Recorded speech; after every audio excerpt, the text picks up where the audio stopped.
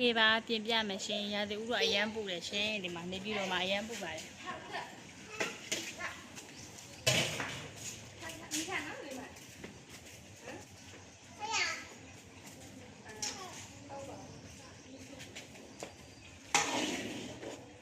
ပြင်ပြမယ်နော်ခဏစောက်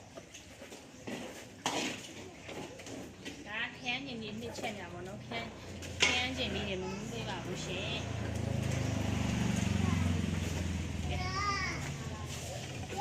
ခရမ်းဒီလေးတွေမမှုသေးပါဘူးရှင်ကဲရပြီအစာပလာထည့်ပြမယ်နော်ခရမ်းကျင်ဒီအနှစ်ကတော့အသက်ပါခရမ်းကျင်ဒီအနှစ်နဲ့ဒါ